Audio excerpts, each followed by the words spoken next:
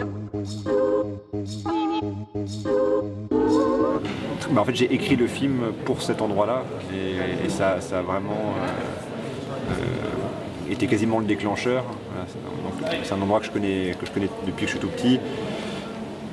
C'est un endroit sur lequel que j'ai beaucoup fantasmé. À la fois je connais et que j'ai aussi beaucoup fantasmé parce que je me suis souvent promené comme ça à la nuit tombée, dans des rues vides. Il y a beaucoup de maisons abandonnées. Il y a quelque chose presque d'un peu gothique comme ça.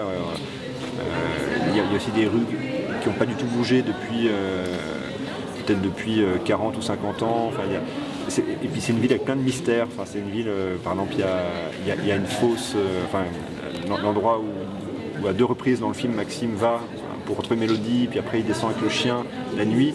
C'est une sorte de vieux lavoir qui s'appelle la fosse d'Yonne, qui est un endroit dont on n'a jamais réussi à explorer le fond en fait. Il y a plein de légendes du coup autour de cet endroit, de cette source. Et il y a aussi par exemple ces souterrains, il y a une sorte de réseau comme ça de souterrains sous la ville. Pareil, où il y a plein d'histoires, de rumeurs, je sais pas quoi, de messes noires, des choses comme ça. Et donc c'est une ville pleine de mystères et ça stimule beaucoup l'imagination.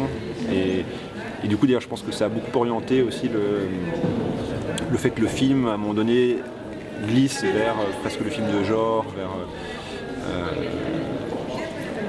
vers le polar, et voire même des très légères petites touches d'étrange et de fantastique. Enfin, voilà.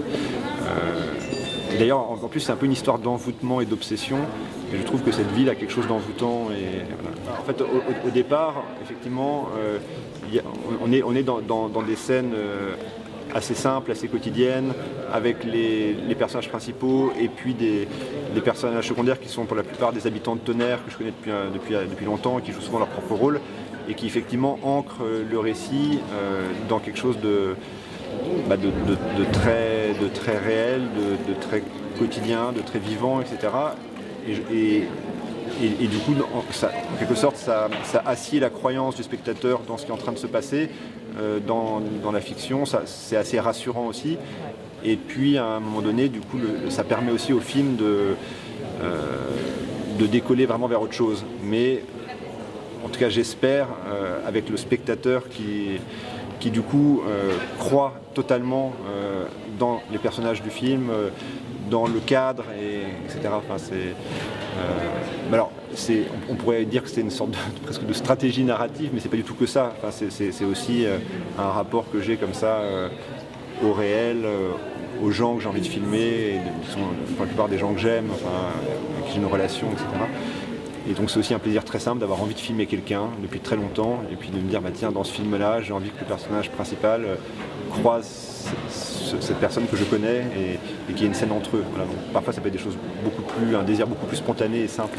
Le personnage, le protagoniste qu'on quitte quasiment pas d'une semelle, c'est Maxime, mais au passage, ça m'intéresse beaucoup qu'on puisse attraper presque des fragments de vie comme ça. Alors par exemple c'est le cas avec le personnage d'Hervé ou je sais pas, ou même peut-être du marchand de sapins ou je ne sais quoi, enfin je ne sais qui, mais Mélodie, effectivement au début on est vraiment dans le regard de Maxime. Alors ce que je dis c'est pas toujours totalement maîtrisé dès le stade de l'écriture, c'est aussi des choses qui se reconstruisent après au montage et tout, mais on est vraiment dans son regard à lui qui au fond la voit comme une jeune fille vivante, séduisante, etc., dont il tombe amoureux pour qu'il éprouve du désir, mais au fond, il ne la connaît pas vraiment. Et ce qui m'intéressait, c'était qu'au fond, peut-être qu'il refuse de vraiment la connaître et la considérer comme une personne à part entière. En quelque sorte, elle est un peu fantasmée, voilà. Elle est très fantasmée.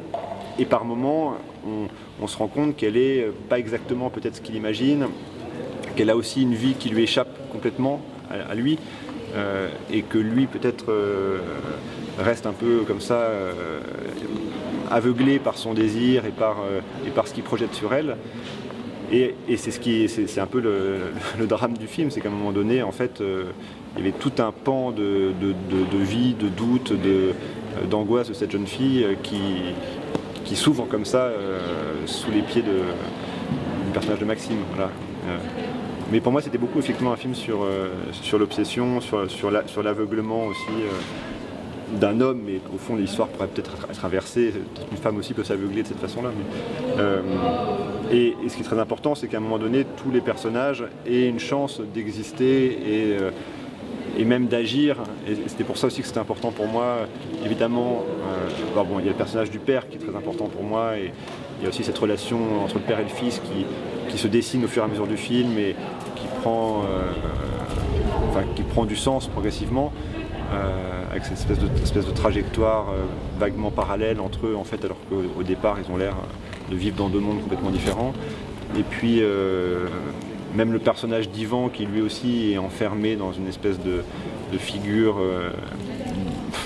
de l'homme à abattre, de l'ennemi, du rival, etc.